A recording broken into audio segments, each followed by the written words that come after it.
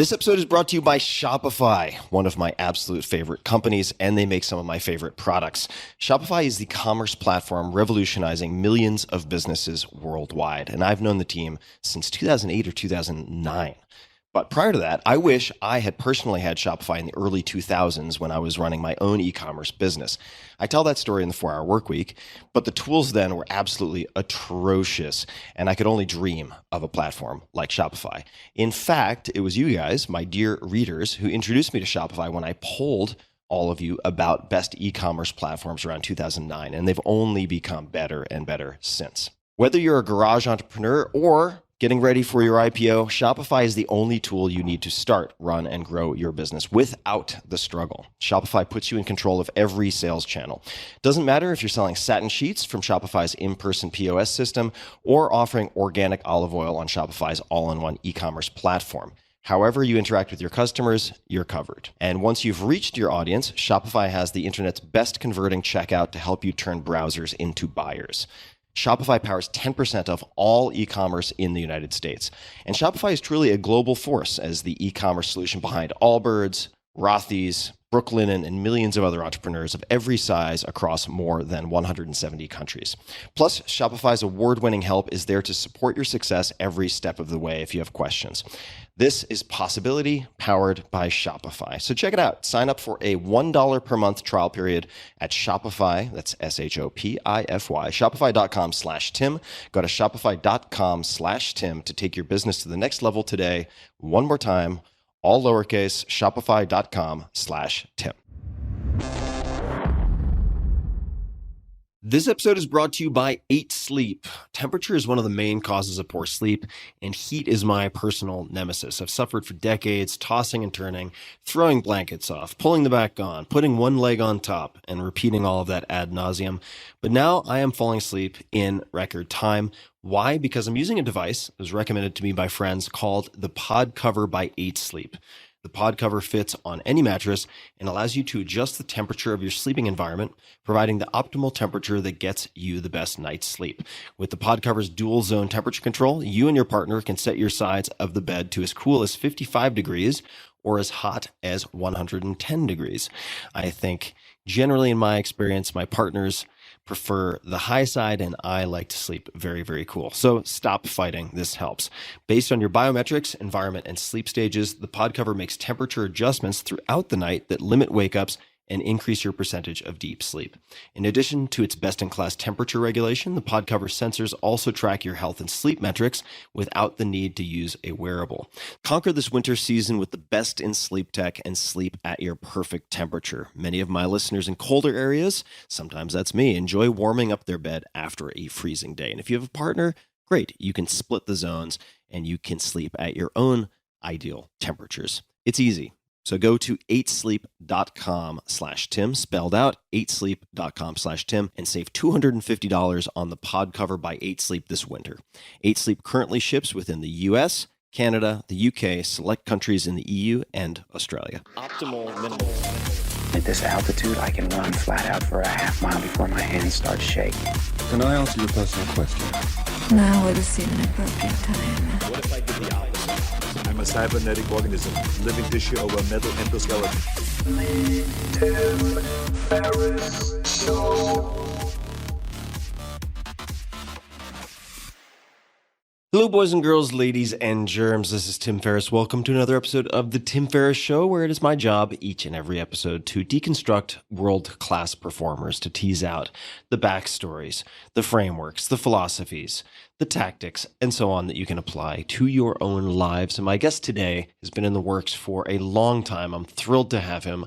And if I'm not mistaken, this is his first long-form podcast ever, Guy Laliberté, who is the founder of Cirque du Soleil, One Drop Foundation, and Lune Rouge. If I'm pronouncing that correctly, my apologies for the French, which I do not speak. He was named by Time magazine as one of the most influential personalities in the world and has been recognized as one of the most creative and innovative minds by Condé Nast.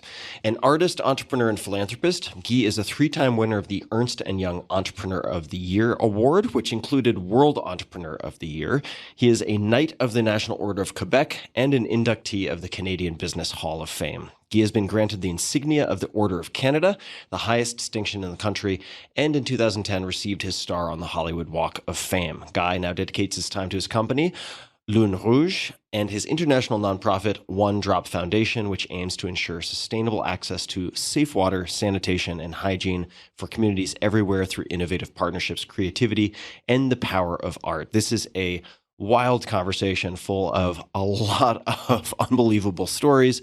And we take a few minutes to warm up, but definitely stick around. There's a lot to learn. There are many, many negotiation tactics, philosophical tenets, and more that you can pick up from this conversation.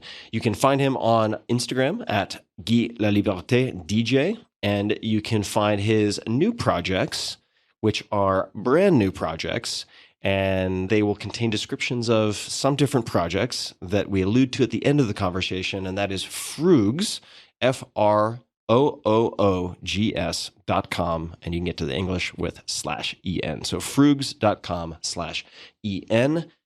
And without further ado, please enjoy a very wide-ranging, very tactical, very hilarious conversation with Guy Laliberté. Guy, nice to see you. Thank you for making the time.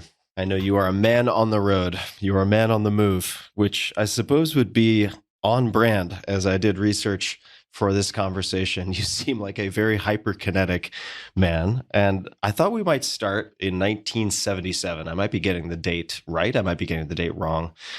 A trip to Europe. What prompted this trip to Europe? And what was your experience? To understand this desire hitting the road and engage in that journey, which was a very important moment or year of my life, we have to go back a little bit in my childhood. There's always that famous question that adult asks to kids, what do you want to do when you're an adult? Mm-hmm. And my answer back then was, well, I want to discover the world and I want to travel. And that came from three very important key moments in my life. The first one was, that was the day of when my father brought the first color TV in the house. And the first program we'll watch was a National Geographic program that showcased basically something I've never seen in my life, which was animals that doesn't exist in my hometown or my country, colors of skin or dressing of people. So I was just like so amazed by this colorful impact that it had on me that I was like, triggered my curiosity. And it stays. At that moment, it had grown slowly. And obviously, I was a big fan of those National Geographic. Every time it was coming, it was like, yes, I want to see what's more on this planet. Actually, at that time, it made me realize, and my mom explained to me, said, listen, you're not only living in a city or a province or in a country or on a continent, you're living on a planet. And that made me realize that the world was bigger than my backyard. Second thing, 1967, which was the World Expo in Montreal. My mom, another very curious person, had bought for the family passport. And almost every day of the summer, she was bringing us to this international expo. And we visit pretty much probably minimum of 3 times each pavilion that was there, which again was putting me closer toward being in touch with the culture that I was seeing in the National Geographic. So kind of not where they were, but close to me in a way that, again, it reinforced this desire of discovering what was out there somewhere. I didn't know the notion of distance, but I knew it was far away. And the third thing was, I think, put the cherry on the sundae was when Neil Armstrong walked the moon. I was in a summer camp, black and white TV that time, bunch of boys, because it was a boys' camp. And we spent the entire night, and it was a long program because they showed up all the process, the expectation was there. And suddenly, this guy put a foot on the moon. And it was very interesting because you could see the reaction of the other kids and even telling, wow, I want to be an astronaut. I want to go on the moon. I want to do what he's doing. And for me, my look at that moment was totally different. It was like, whoa, the Little Prince story could be real. No, it's very interesting. And then it triggered my belief that if I have a dream or anything that was dreamy could be achievable. So from that moment, it was really, okay, how could I shape my rest of my life to be able to travel and discover that world? So obviously, I was about 10, 11 at that time, and I was still too young to hit the road by myself. Soon, my parents were bringing us more in North America. And around the age of 14, 15, we did our first international trip to Cuba. And then this is where I discovered green tomato. Beautiful long legs, women dancing, dance that doesn't exist in my place. Colorful music, happy dancing. So it's just like, wow. And blue color, the ocean of the sea and the ocean and fish that doesn't exist in the lake. And it was just, yes, I knew it. Here it is, the beginning of a great adventure. But at that time, obviously I was a minor. So I really started to engage in discovering my province, hitchhiking, going in a theater festival, music festival. And at the same time, I pick up the accordion of the family of my father, because I come from a family of musicians, but traditional music. And I start to realize that maybe I could activate a little bit this venture using music. So I took the time to prepare a little show of myself, sing songs, storytelling, music, and then short after connecting with a couple of other musicians, creating a band, and that for 3 years permitted us to travel around Canada and a little bit of the States to encounter other musicians, to play on the street, play in a music festival. So I realized that, hey, listen, I could have fun playing music. I discovered through this journey the beginning of the pleasure of entertaining people, but mostly I was able to always go further and further geographically. And then obviously after a couple of years, 18 years old was coming soon, and it was just like, I'm going to Europe. And I had enough money to pay myself open tickets for a year, and about $50 in in my pocket. But an amazing number of contacts that either had met over the previous 3 years, or people that had been in Europe say, hey, you should go in this bar to play. You should meet that person. He's an interesting musician. And went out, hit the road, and basically spent almost a year in Europe discovering the pleasure of playing in the street, realizing the impact of making people smile. But mostly I was achieving my dream. And I came back with more money in my pocket than I left with. You came back with more money than you traveled there with. So I assume, and please correct me if I'm wrong, that means you were busking and entertaining and Correct. Earning money in that way. What were the keys to good busking? What did you learn about effective busking? First of all, where do you busk? Because it's not every corner of the street that you can get your bread and breakfast money. So one of them is really to rapidly identify in a city where's the hot spot for people to busk. Okay. And obviously there's already busker when you arrive, so you don't invent the wheel, you just observe things. But then you have to deal with territorial situations. So you have two ways of dealing with that. Either you provoke and you confront, which normally is not the right way to do, or you engage.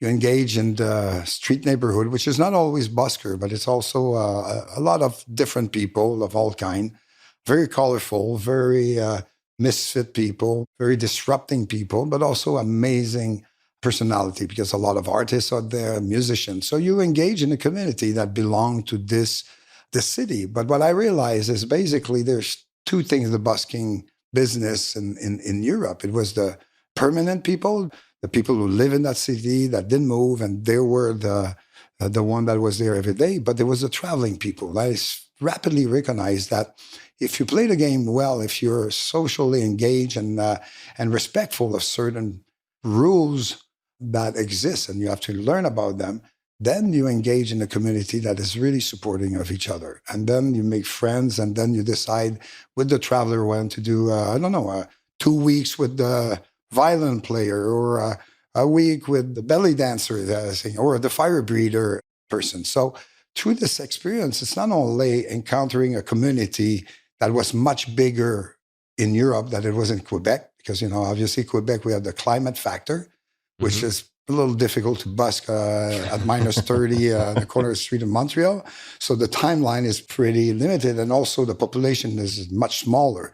Paris was my base at the beginning, because this is where I speak French, arrived there. And from Paris, then I met a lot of people. And then you start to engage. Okay, do I go to Ireland? Do I go to that festival? And I kind of like organically, the rhythm or the speed of the wind, it's like, I was waking up in the morning. I was like, okay, let's go there, hitchhiking. Again, depending the success of hitchhike, you could arrive on time or not. So it was this journey of going from one place to the other one with people who are alone and making friends and engage in jamming, making money, learning. This is where I learned all my fire breathing things, a little bit of the performance side of a busker, because there's a music side and there's a performing side. So this is where that I start to also engage in learning. I've never been a specialist of things, but I've always been a very good generalist.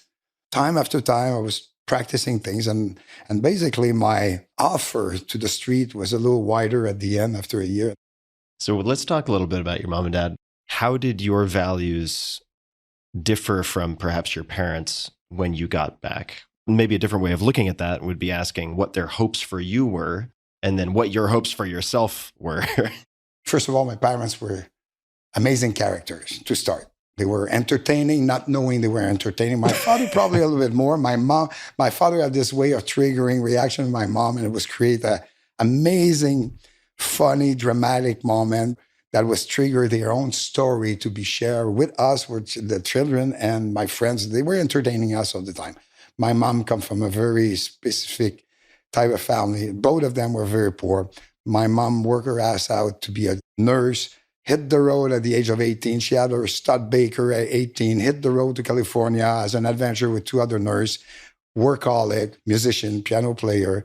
My father come from the other side. He was coming from a neighborhood in Quebec, which is like a bunch of kids hustling, playing tricks, having fun, and getting away with it by just being what some people would think bad little boys, but they were having fun. And actually, it was another wheeler dealer. He always made his way, got broke so many times because he was a gambler. But, he was the most amazing entertainer. He ended up his career as vice president of an Alcon company, not because he was forming one of school of that, but because he was the best person in the company. When the international client was coming to Montreal, he was organizing all the party. And all the client was going back signing the contract. And whatever it needed, he was organizing it. So I learned these things. And by the way, and this is pretty special because I've not met many people who qualify that. In all my life, and many years after I grew up, or still now, I never heard a bad word about my father. It was always Gaston, clean, amazing guy. My father was always smiling. It was always like humor, smiling, not reacting to things. Where my mom was that little scorpion. It was like she was picking. It was mama controls. And the dynamic was interesting. But I grew up in this type of family. One brother, we were fire and water together, but now we're best friends because we're both parents who passed out last year.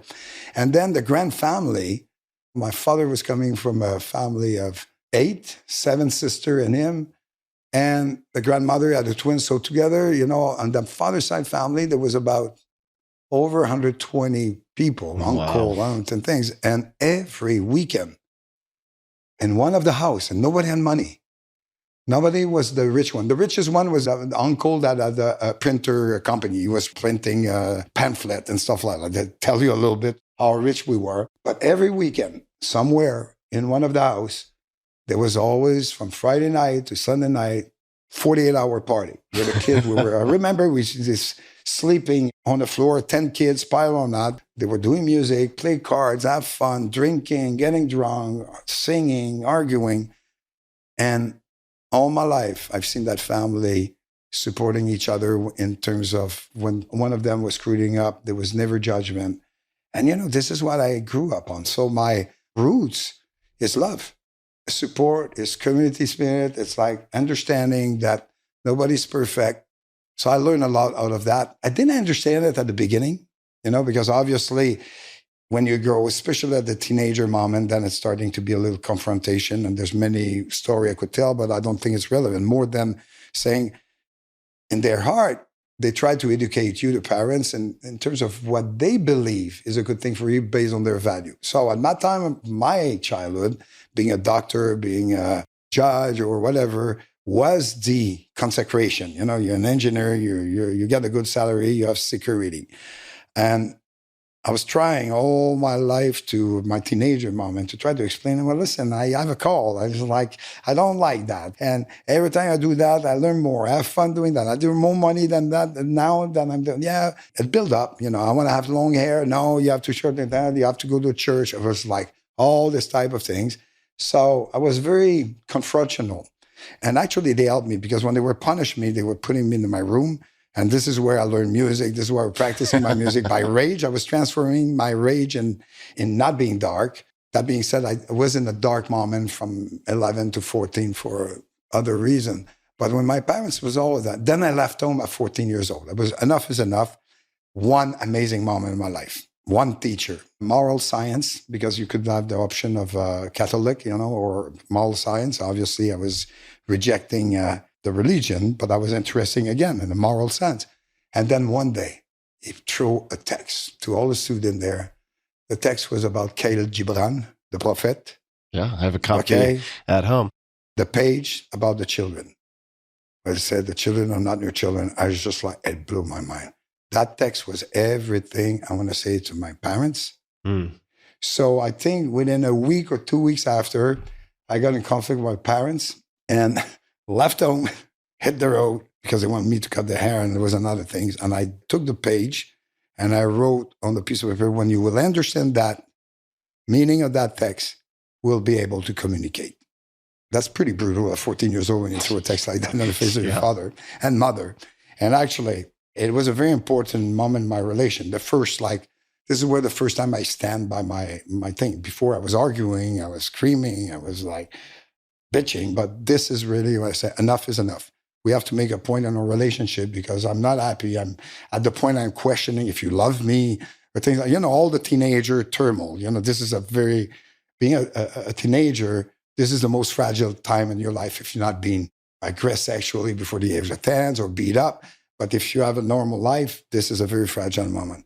So obviously it came back. My mom was crying and stuff like that. Came back like 10 days after. And then I sat down and said, let's make a deal. We don't agree a lot of things, but I will continue my school. You pay for my lunch, my clothes, but I want to be having the right of keeping my hair long.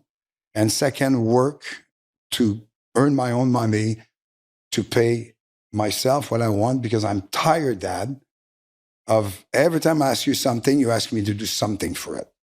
And enough, because sometimes things could go there because I'm trying to ask you things to be able to achieve things, but it's always a negotiation and you try to bring back in your way of things. So I cleared that and it worked. Actually, that deal worked pretty good because without supporting everything I was doing, there was at least a dialogue that took place. And there was some up and down. But I realized, and this is where the first thing I realized is actually at the end, all this courage that I have, going and hitting the road, taking risks in my adventure, I always knew somewhere. And I realized that after, and it's maybe that subconscious or this third eye or sixth sense or whatever, but I realized that, hey, wait a minute. I knew, and I know exactly what they were about. They never told me if you cross that door, don't come back, first of all. And how many parents screwed up when they said that to their kids. And second, I realized that if I screwed up, I will always be able to come back. I would have a bed, food, and love and comfort. And this had triggered this enormous wave of courage and desire to even engage more. They didn't know that at the moment. They think I was crazy because I was doing more than I was doing previously. And then obviously there was this confrontation about starting to do business and entertainment because it was one thing for them to understand that I was using art or music to live an experience. In our conversation, I always made them believe that I will come back to schools, but I was always every year extending the return to school. But when they realized at the age of 9 that I was shifting and I consciously made the decision to not go to school, but give myself the chance to live out an entertainment, whoa, that was difficult. With my mom, it took the first year of Cirque du Soleil to realize it, and she collapsed in line. So now I understand. My father, it took 3 more years because there was still some issue related to, I reached him a couple of times for financial help to go through some tough moment, and he was coming back with his old moral or condition, and it pissed me off. But we had a great conversation in a steakhouse, Moshi's in Montreal, a good bottle of wine, and with a big dill pickle and kosher salad. And we made peace there. And from that moment, I brought them everywhere in the world with me. We became good friends. We had our up and down, but it was an amazing connection. You know, in the life of a children or any relationship with parents, and that's, you know, obviously it's not instant, but you always wish that the complete connection of the circle of this relationship is done before one of us die. And I did accomplish that with my parents. And this is another beautiful gift of life that I had. I may want to come back to that. I mean, I know a lot of people who have not been able to do that. That may be for a bottle of wine another time, but I want to connect the dots to Cirque du Soleil. But before we get there, if you're open to talking about it, and we can always cut this afterwards if you want to cut it, but you mentioned that you had a dark period from 11 to 14. And my main question is how you got out of that dark period, but would you be willing to say a bit more? Yeah, I could share. I've been sharing people. Yeah, it's part of my life. My close friends know, and I have no problem talking about that. And that's actually relate to a very big problem in the world that we're living. And it's coming out and keep coming out year after year, which is all about this Catholic Church controlling schools, abusing children, and being excused because they were the voice of God. So at the age of 10, my parents sent me to high school in a college in Montreal, which I was a boarding school. And obviously soon I realized with my friends that there's a bunch of priests that want to abuse you sexually. So I resist that. I beat that up. But I had a friend who suicided himself. And so I start to be very, very reactive. And it brought me a lot of angriness. Because, you know, what is the feeling? First you resist. I've not been raped, but they try it, and I got their trick. I resist, I fight it back. But there's some other kids there that didn't have this courage of reacting, and they were my friends, and they got beat up in the sense of it killed their soul, and then one suicided himself. So obviously, and I was incapable of saying to my parents at that time, remember, I was 10 years old, 11, and knowing my parents were religious, so obviously, will I be punished or would I didn't know. I was confused about the information. And I guess there was a taboo things because I see my parents were very religious. I was confused. So I kept that for myself and among my friends. So I built up this desire to destroy to the point at a certain moment that even because of another event later, I left 2 events a little bit like that. And the last one, which is kind of like the add-on of that, I arrived to a point where I want to kill the person. And actually, I was not feeling that. So that dark moment really was present. I was doing things that was not necessarily creative, that was more destroying. I was doing things that is not how I was educated. It's not what I was feeling, but I was doing it by rage. And this is where it's super important to understand that what saved me out of that darkness is music and this desire of traveling and actually activating the action of getting out of my city and getting out of my environment, because that was toxic. It was contaminated by what I had lived as children, and I was not able to see the beauty, and I was just seeing the darkness. And going out of this circle, geographical circle, had permitted me to slowly heal these things to a point where a certain moment, I remember there was a very, very precise moment where I have the address. I knew where this person that tried to rape me was living. And I kept in my pocket always the address because I said, if I pass by there, I want revenge. And a certain moment, I took the paper, ripped it off, put it in the garbage. And that was it. I was living my future and I boom it. But again, this is how lucky I am. Do you know how many kids, their life will be destroyed for things like that?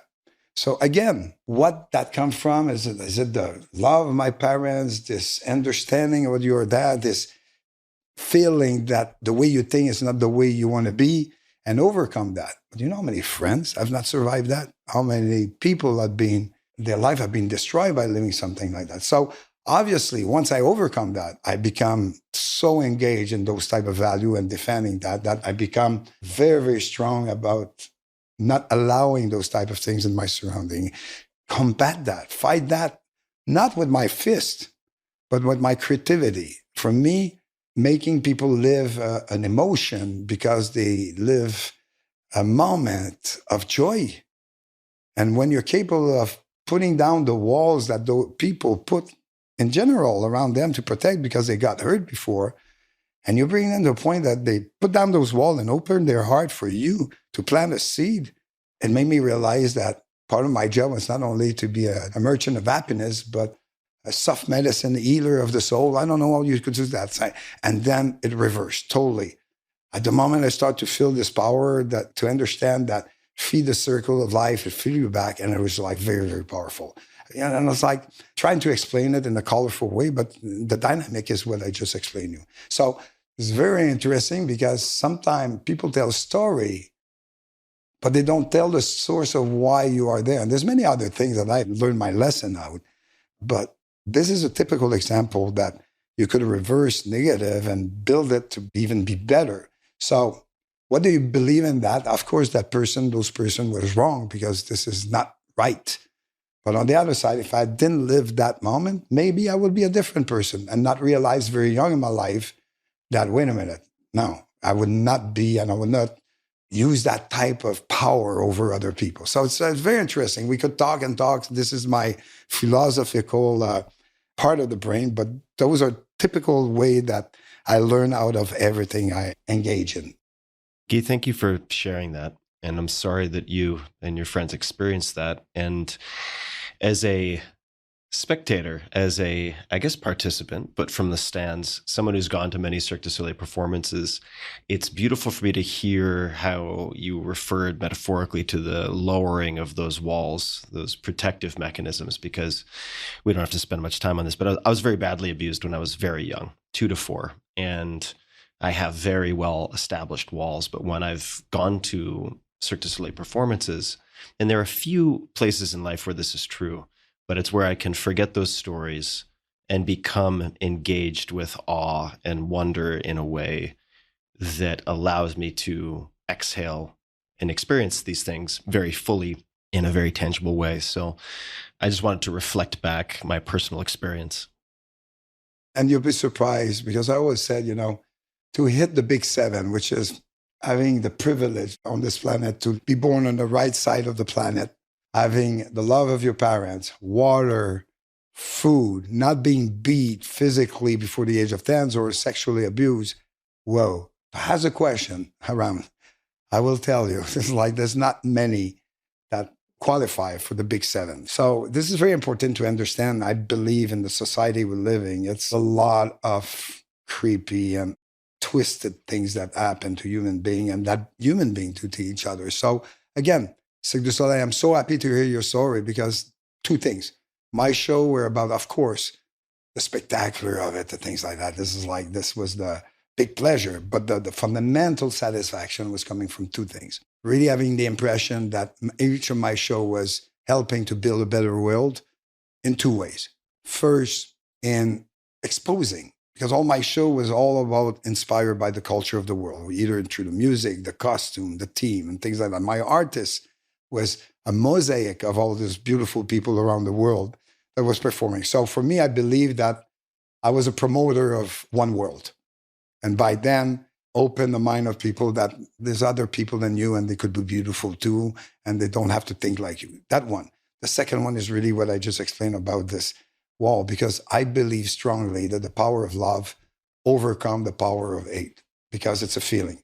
So when people feel something that extremely profound and deep in the emotion of joys, well, they will try and they will look into living that again and again and again. And the same effect when somebody suffers something. And this is why sometimes one event of aggressivity could provoke a monster. Why? Because the emotion is there and he want to give revenge. So he's building even more what he had lived. So it's like, it goes both ways.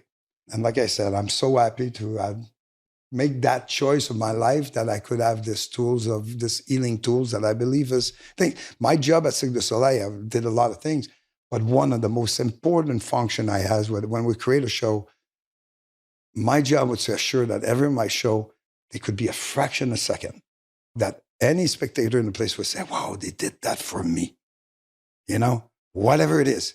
And if I was able in my show to make people feel that I did that for them, that was the most wall was falling down at that moment. So again, it's understanding the psychology, the world, different way, radical acceptance, a recognition that nothing's perfect. It was just like, this is all came through my journey. And Cirque was the sandbox in which I was able to build that castle. Just a quick thanks to one of our sponsors, and we'll be right back to the show. This episode is brought to you by Momentous. Momentous offers high-quality supplements and products across a broad spectrum of categories, including sports performance, sleep, cognitive health, hormone support, and more. I've been testing their products for months now, and I have a few that I use constantly. Personally, I've been using Momentous Mag-threonate, L-theanine, and Apigenin, all of which have helped me to improve the onset, quality, and duration of my sleep. Now, the Momentous Sleep Pack conveniently delivers single servings of all three of these ingredients. Momentous also partners with some of the best minds in human performance to bring world-class products to market, including a few you will recognize from this podcast, like Dr. Andrew Huberman and Dr. Kelly Starrett. Their products contain high-quality ingredients that are third-party tested, which in this case means informed sport and or NSF certified, so you can trust that what is on the label is in the bottle and nothing else. So check it out. Visit livemomentous.com/Tim and use code Tim at checkout for 20% off. That's livemomentous, livemomentous.com/Tim and code Tim for 20% off. Let's track your path to the sandbox, because there are many people who busk. I actually did a very small amount of busking in Paris, actually. Well, but it pissed everybody off because I wasn't asking for money. I just did acro yoga with another woman who was there. Place Beaubourg? I think we were actually near, I'm not going to pronounce it properly, but near the gardens. What is it? Tuileries? Something. Oui, les Jardins de la Tuileries. Yeah. Yes. Les Jardins de la Tuileries. I was close. So we were nearby in front of the Louvre. In front of the Louvre. Exactly. And there are many buskers, many people who busk, but very few people who create something like Cirque du Soleil. So you come back from Europe. Could you describe some of the key decisions or moments leading up to Cirque du Soleil after you return? Actually, when I came back, I was not yet decided if I was going back to school or not. Again, I find another way to extend a year not going to school, to tell my father, well, I need to make money now. Could you help me to have a job? He had a friend who had a factory to do a window for the RVs and trailers. So I worked there for months. Obviously, this was a factory job, but it was bringing a little money while I was playing in bars with music and still wheeling, dealing, anything that could sell on the side. What kind of stuff would you be selling on the side? Not anything. Baseball cards, anything. Anything. I will find anything. I was able to see opportunity to make a buck on anything. So you just like buy a bicycle at a yard sale and then sell it to somebody something else? Like that. Or or buy wholesale a bunch of jeans and going things and making $5 over the jeans at school. Whatever. I was a wheeler dealer. I was a hustler also, I was good at backgammon. I was like a pool and stuff, a little bit of everything. I always I'd like to challenge. I love competition. Like I said, same competition amongst people. I think this permits you to, it's like playing poker. You discover personality of people by being a good chess player. So that's nice. And actually it's something I apply in business later on. But at that moment, we're talking about when I come back to Europe. So 1978, 79, got that job. And then there's another friend my father had, because at that time, the biggest job you could have was to go work on the dam in the north, the electrical dam. The wages there was like, you were sent there, you had the highest wages, extra hours, you were working 7 hours. It's like you were doing so much money. So my father got me that job. So I go there. Then 3 days after I arrived there, my syndicate go on strike. Your syndicate is like the union of the workers? The union, the union. Got on strike 3 days after. Here we go. My summer is screwed. My money is out. Bad timing. Then I come back. They want me to go picking. I have nothing to do with their things. To be honest, it's a community that I didn't even engage with. It was like, I didn't know. I didn't feel emotionally engaged to go pick things because they were giving you a check, small check, but they were giving you a check. So what I decided to do, I said, where did I then go in my province? And there was one place, Baie-Saint-Paul, okay, which is a little village, North Quebec, which had the reputation of one of the coolest youth hostels there. And I said, wait a minute, I have a little check. I'll go there. I'll offer my service to help against a bed and food. That was it. And I'll wait. I didn't know when the strike would stop or not, but it ended up to be all summer. So when I arrived there, climbed the hill, and funny enough, I see Gilles St. Croix, that is one of the most important person in my life with Cirque du Soleil, and another guy, Daniel Gauthier, that was my school friend, which was, we left a relationship, not on a good note, and then I said, okay, why do I end up with this guy that I want to see? But he's part of this. It was a nonprofit organization, and I arrived at the time where they were shaping the used hotel. So we prepared the things. I got the job of animating. So I was in charge of the party. You were in charge of parties at the hostel? Exactly. Okay. Parties, organizing things. That's what I was good at. I always been good at doing those things, organizing trips and stuff like to Louisiana at 15 years old, running the Mardi Gras. I have many of those mini stories there that we could talk for a long time. But this one was an important one because first, the deal was, they would tell me, we cannot pay you, but we could offer you a roof and a bed. I said, that's okay with me, but could I have maybe the opportunity of making a little more money? I said, I'll organize your party, but I want to be able to pick up every beer bottle on the site and earn the money of the beer bottle. Oh, like the redemption, like you get the exactly, the 2 cents or the 5 cents. Yeah. But I'm telling you, after every day there was a truck of empty bottle. I made so much money going back and selling every day those bottles that I end up having with little contract of music and the bar and the cafe. I end up having a pretty decent thing. And this is where Gilles St. Croix, which was coming out of, was also a very interesting misfit creature. He was just coming back from an experience at Bread and Puppet in Vermont. I don't know if you remember. I just heard about Bread and Puppet or Bread and Puppets for the first time from some of my family who live in Vermont. Literally last week, they just told me about it. Because you're probably too young to remember that. They're still there, but at that time, there was this leader, and the Bread and Puppet movement was anti-war. Right? It came during the Vietnam War, and they had that farm in Vermont that they shaped and they had a magic wood. And every year they were doing this festival, and they were the master of stilt walking. And Jill came back of that and said, I have an idea. Let's do it. I'm doing music. We're doing a little theater. He said, let's start a theater troupe on stilts. That's the end of 79. Then in the falls, I got called for the strike sale, and I go back to work on the dam. And Jill, in the meantime, choose another partner. I said, okay, well, you're not doing a collective. You want to do business? Fine. I said, but I won't hire you. I said, well, listen, I'm going in Mexico. Came back, went to the dam. A month after, Jill said, I have the grant of the thing that you want to be an artist in my troupe. I said, I don't know. So a grant, this is from the government? The government, yeah. Basically, they had those grants that you could have enough money to pay salary for the summer. In that region of Quebec, it was very simple. 80% of the population was working on grant salary during the summer and get the unemployment check during the winter. This is what that region is about. So basically, you need 20 weeks to work to get your check the rest of the year. And that's what's the life. And most of people was living on that pattern. But I didn't know. So what I said to my employer, I said, listen, I didn't have a house. I said, my house just went on fire. Could I have a couple of weeks to just go organize the thing? I didn't want to lose my job. Because if I say I quit, that's it, I'm done. So I didn't know if I'm going to work. So I milled that story. I got the permission, went there. Never went back, but at least I had that backup. It's always, you're playing chess in life. It's like you make a move, but you want to know what's your back move. That was one of them.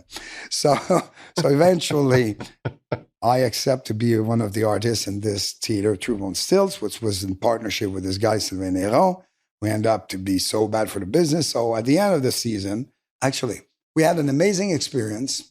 It was the summer of my first big love in my life and an amazing theatrical, original experience, but bad relationship with the management, especially that guy. So everybody was like, we don't like the guy. They end up bankrupt at the end of the season. Gilles said, well, it's like I'm making mistakes. And we all decided to create a nonprofit organization, buy back the assets, and started under a new company, which was the foundation company that we built Cirque du Soleil with in the future. So step 2 of that was to manage. And then I was tour manager. I was like assuming marketing, business function. I was able to give my skill. And we had an amazing 1980 summer. This is the year also of the federal election. I was a candidate at the Rhinoceros Party. There was this like crazy party that was promising anything. I was a political candidate. We had a lot of fun. Quick question. So was the performance at that time still mostly theater on stilts, or had it changed? Theater on stilts, music, fire breathing. But that moment, I really had mastered, I would say, in all the skill I had, probably fire was the highest level I was mastering. So I had my pyro license. I was one of the best fire breather in the world. I was developing device to manipulate fire. I was organizing show with fire. And this was my personal, I would say, the feature. And I was very proud about it. And I was recognized for being one of the best Quebec fire player or fire master. That being said, then we did one season. And the winter, I was always, again, 20 weeks of work. And people were going and getting their paycheck for the rest of the winter. It was not my style. For me, it was about, okay, the job's finished. I was hitting the road all the time, south. One time on a motorcycle, going to Montreal, Key West, then San Diego, and then jumping there. But in 1979, 1980, and 1979, at the end of the first year, which was my love affair, I discovered Hawaii.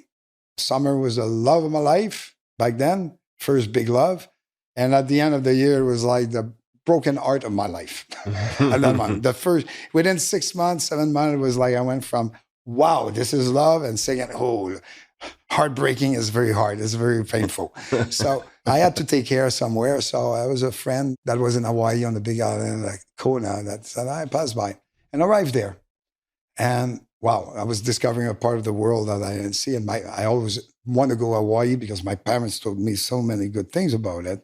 And then I was there, and it was very interesting. There was an interesting EP community performer there.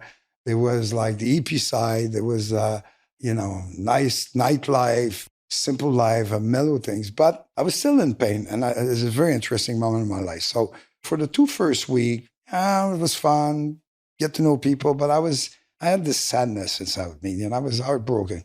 And I was getting this little cafe or juice. I was not drinking coffee, but like this milkshake type of things, in the morning at the same cafe. And there was always this old EP there. I remember he was a magician. I learned that after. That was always at the same time with me. And a certain moment he approached me and he said, hey, what's wrong with you? I said, what's wrong with you? You asked me the question, what's wrong with me? And I said, well, there's nothing wrong. He said, you're not on the vibe. I said, what do you mean you're not on the vibe? You're fighting the rhythm. The guy was throwing me like that. It was like sitting down, didn't even invite himself. He invited himself. He said, wait a minute, I'm in my bubble of pain. And then he just keeps throwing me those things. You're not feeling the vibe of the island. And he said, the certain one said, you know what? I know I'm disturbing you there, but I will tell you one last thing. I said, try to feel the rhythm of the island, and the island will bring you on the right side of your soul. Boom. Okay, what is that? And at that moment, and I could be very thin, but I listened. You have to understand. Remember, Kyle Gibran, the Buffett things, is like my first philosophical reading, and I ram on it. Everything that make poetic sense or whatever, I always got my attention after that. Because when you're capable of reading behind the word and the meaning of it, I start to discover, and this is where I start to like words. Before that, it was pain. But now I start to understand things, and I really reflect on that and watching sunset. And then I start to and this island changed my life.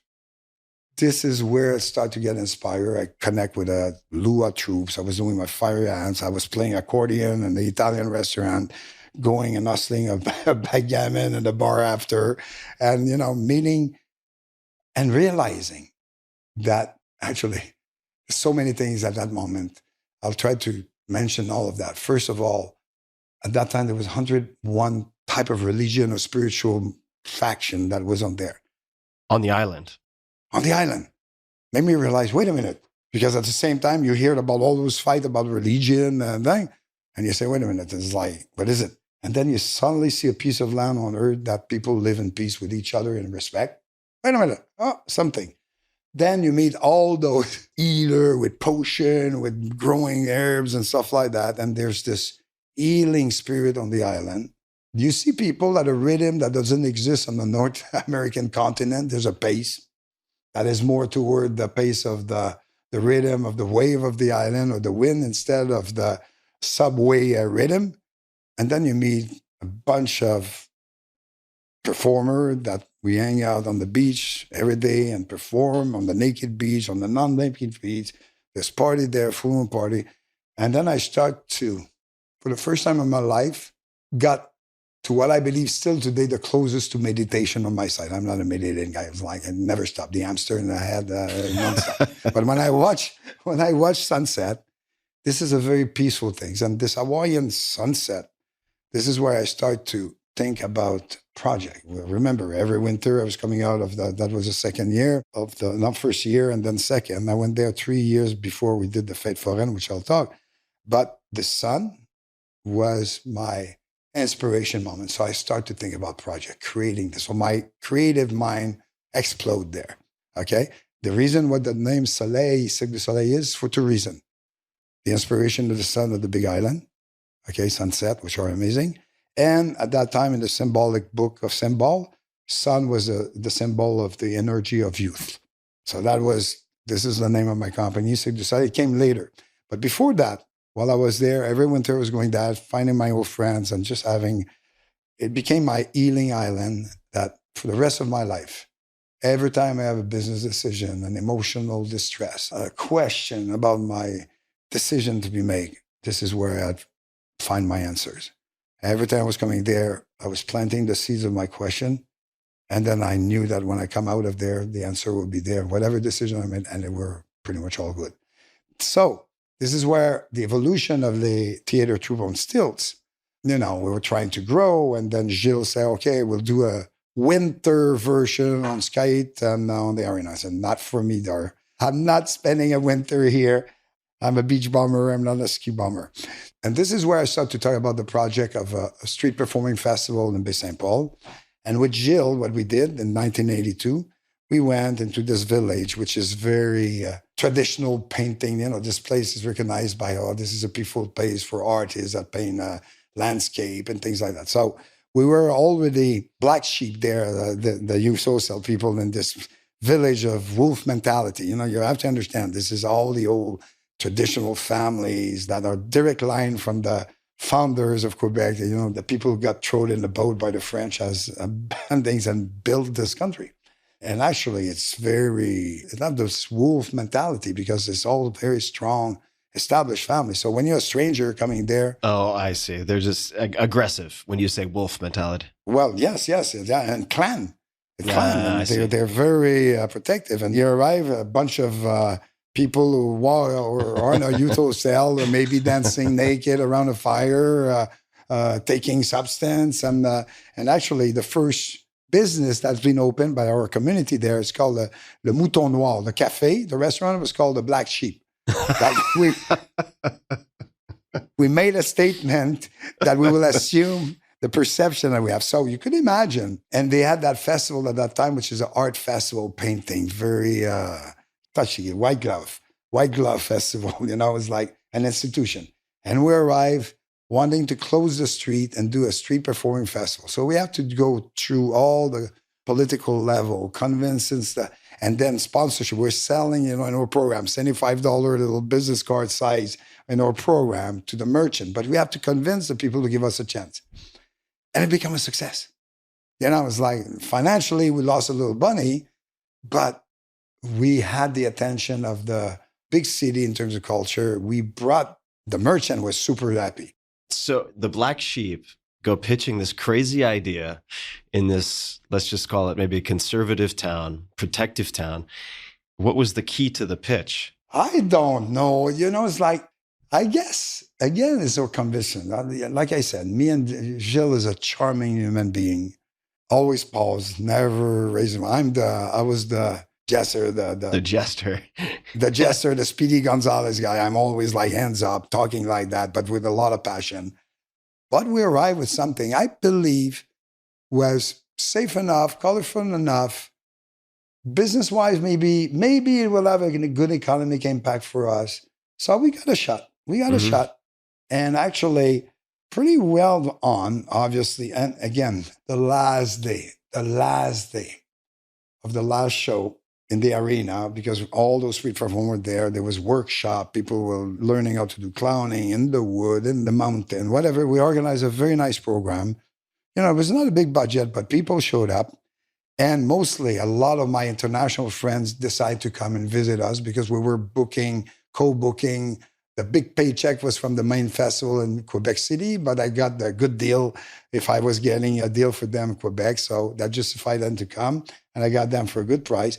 But we had that closing show in the arena, which was everybody on the scene together.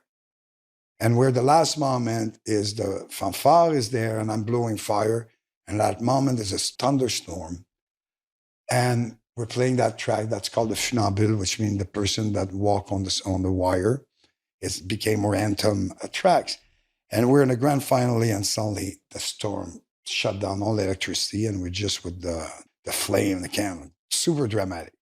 And I still have goosebumps. And there was a big, big quantity of the Quebec street performer. And this is where we look at each other. It was so emotional. And we said, okay, let's think about, maybe it would be time to think about creating our own circus. Okay?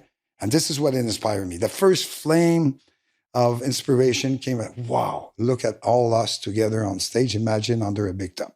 Start to share that, but obviously starting a circus far more difficult than doing a street performing festival. So we did a second year in that was 1982. In 1983, we do the second version of it, and that's greater success. And then we got the attention of the government because 1984 was a celebration, the 450th anniversary of Discovery of Canada, both celebrating by the federal side and the provincial side. And you have to understand the provincial, we're French Canadian, we're frogs or French fries, and then the Anglo-Saxon on the other side. And obviously the government want to celebrate and both take a position at very political. So there's a lot of money that is thrown for cultural shows, activities, or things. So special money. So I've been invited, based on the success of Ferriss, to propose a project. And this is where at that moment I said, well, this is our window. So we build relationship with the director of programming, but we're still, remember, I'm dealing now with the government, a cultural minister that is so in the high-end, classy, I'm hanging out with the stars. So you're thinking about a government where this minister of culture is totally star system thing, In all the different department of culture, you have dance, opera, singing, whatever, music. Street performing circus was not there. Basically, you have to understand the social reality there is, and the mentality of whatever festival government was about, pay them a sandwich, they'll entertain you for 50 minutes. Okay, so this is where we started. Their assumption was it was very low. We're the low braid, we're down the food chain. Okay, we're way down the food chain. Everybody get the money, everybody get the contract and things. And here I am with one other friend that was Robert Lagueux, which actually is the real co-founder, is not the other one. The other one came later, but there's one real co-founder that left after the first year. So we engage ourselves of going pitching to the government. And then there's different level of contract you could get. But there was this artistic director that was in charge of programming, Jacques Renaud, that really we had connect. But I was pushing him he was coming red sometimes. This is not what I'm asking you. We had to fit in a formula. And I'm trying to pitch the first Quebec circus. And I'm trying to explain to him, he believed in it. He said, you will not be able to sell that to the government. You will not. I said, no, this is the time. And then slowly by slowly, they will oblige us to hire or put in our team somebody that was recognized by the government. A friend of mine, we play with her, but she was absolutely not the same level. But slowly, and I will always remember the deal thing, because there was that famous cap of $1 million contract. And it's not grant, those were contract negotiating. And my project, what I want to do with some compromise, was costing $1.7 million. But to have over $1 million, you have to do a minister council. So they didn't want to bring a freak like me as a proposed content provider, especially not that minister that doesn't like street performer. So basically, I will always remember you pitch in front of commissary, the minister and stuff. I have 2 documents on the table. one big cover colors. And I put a corner there and I have a black and white one. Okay. And then because they asked me to stay at $999.99. Okay. $1 under the $1 million project. And I did work. So I present in black and white. Everything of my project, I present in black and white. I said, this is a project. And there's one, of course, I've seen the document. They said, what is this other document with color? Well, I said, well, it's not important. It's like, this is the 1.7, you don't want it.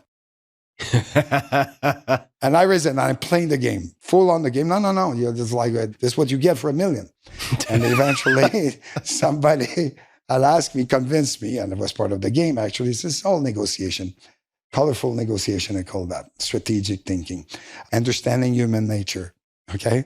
And it's very interesting. And I learned all that in the street, because in the streets is basically, you have a fraction of seconds to decide if you hit and run, if you hit or run fast or talk.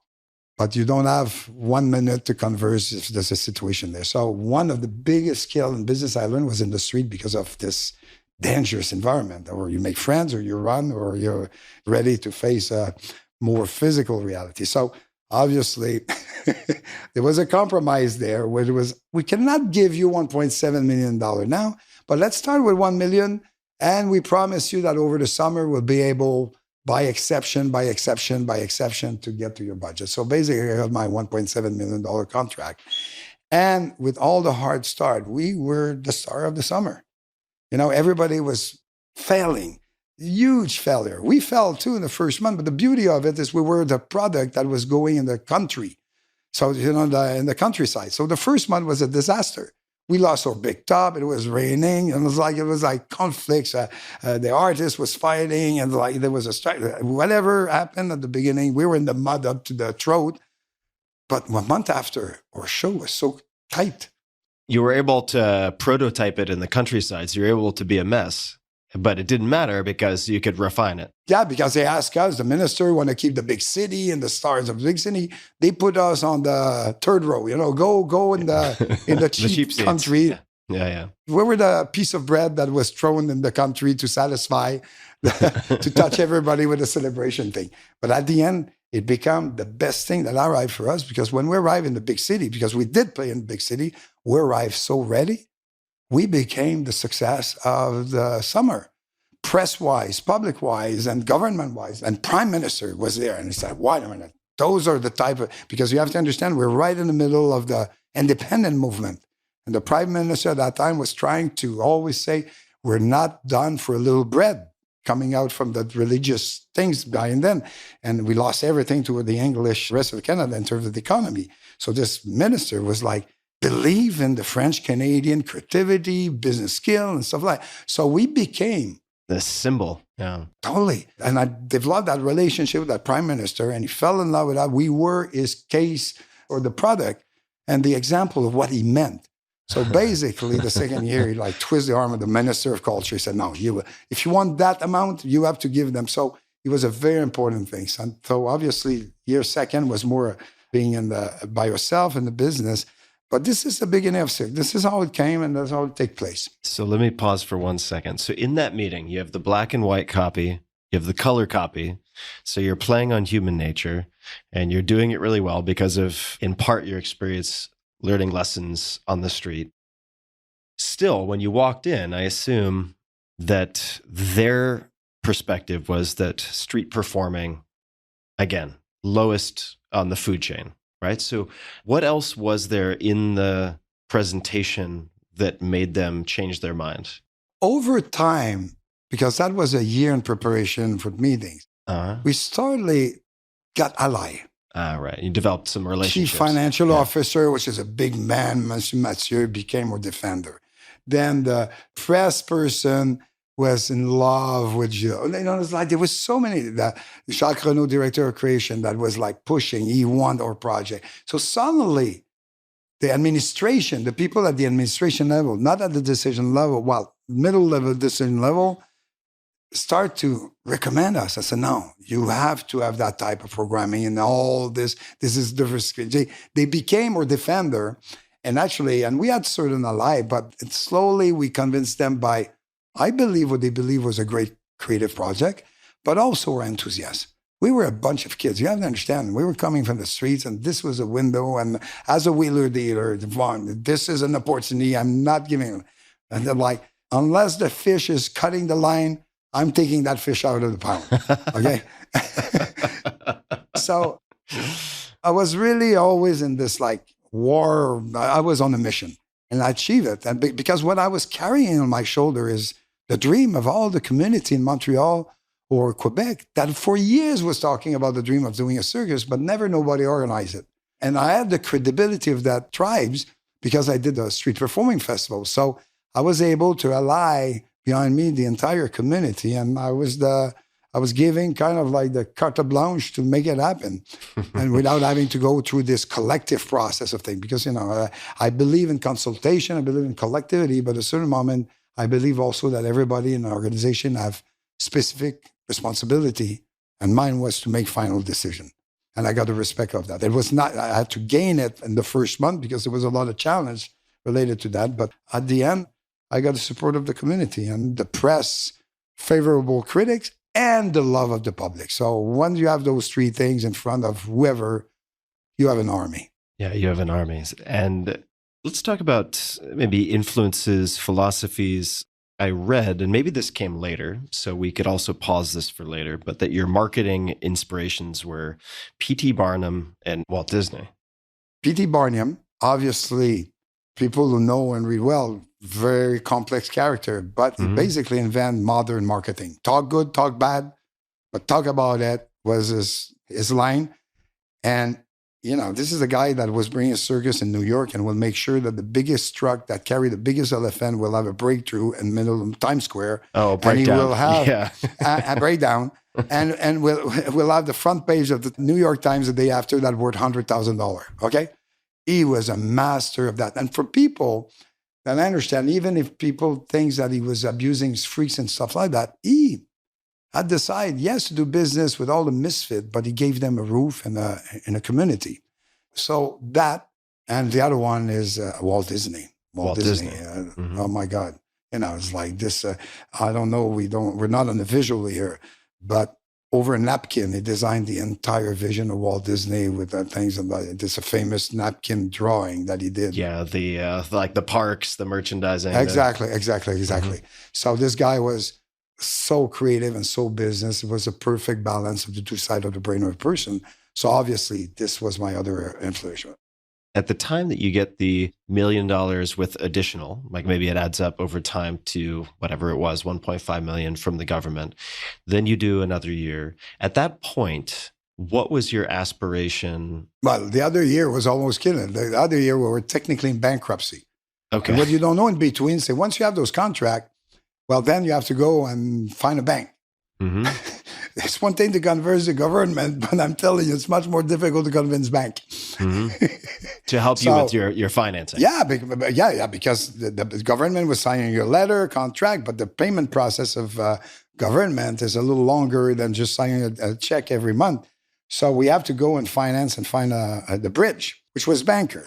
And my God, this was like hilarious. I don't know. I think we did every banker within 100 miles around the city we were in. And basically, we're entertainer. They all have a smile, but they all told us no with a smile, saying, well, I like your project, but us bank, we need collateral. And actually, we don't know what we'll do with with a trapeze or a tent or a crane truck or a counter of hot dog if you fail.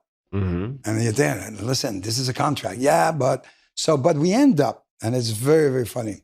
We end up in the last financial institution we ever thought we could know or not. That was a little bank that was mainly known to finance strikes. So basically, you have a union that have a lot of money, things when people go on strikes, they need a bank that will manage the strike budget. How does the bank get repaid if they're funding a strike? They take some portion of the settlement?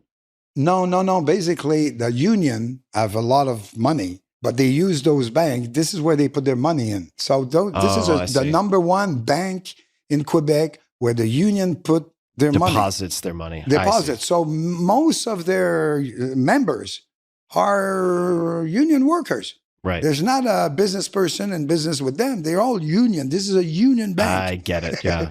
That have no clue of financing a business or whatever.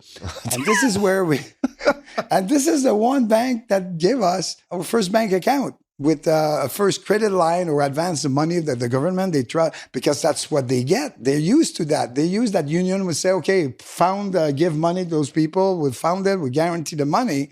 So it's in their DNA to advance money to people who have no money because they have people, big bank account that say, we'll pay. Government is the same thing as a union. They have big bank account.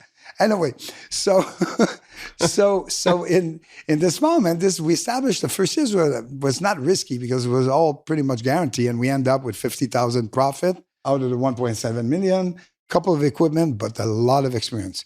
But obviously it also tell me that we cannot work under the model we did that because it was a compromise. So we had to go to the market, and then we were by ourselves. There was no more grant or no more contract from the government. But we had the prime minister out there that really loved it. And 1985 was the International Year of the Youth, for young people, youth. So that just need me for the one thing like that for me to build all the next second year of Cirque du Soleil under the youth banners. And here we go. We build the Cirque du Soleil, and actually, even there, I recognized that we cannot survive with the ambition we had when I built only in our province. We were condemned to export on time. I see. Just for financial reasons, you would have to export. Yeah. There was not enough market. Yeah. Not enough market. You know, the analyze we had on the things was okay. We could do 3 months, 4 months. But to run a circus, you have to do 9 months, 10 months over the year. And because of the climate and the population ratio, we have to export. So our first line of exportation was Ontario, Toronto, and Niagara Falls.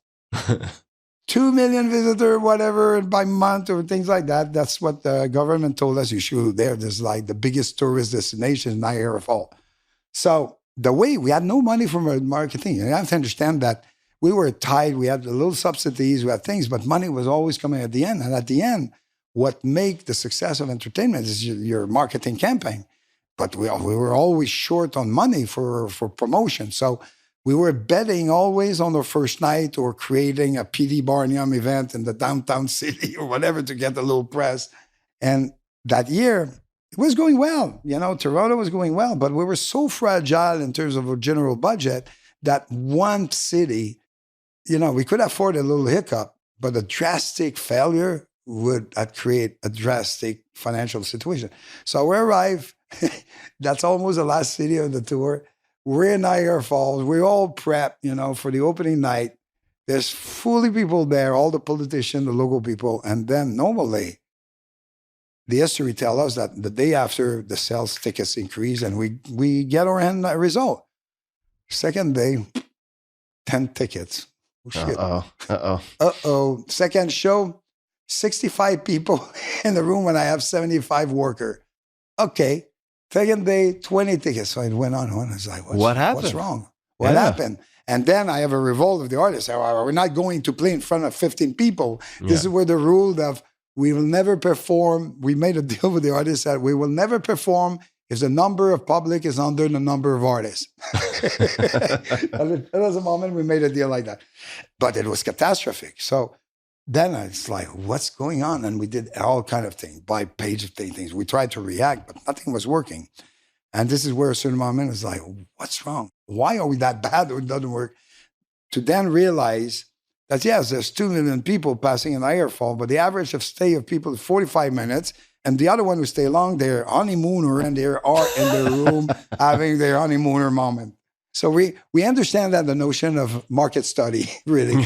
But the result of that is we're technically in bankruptcy.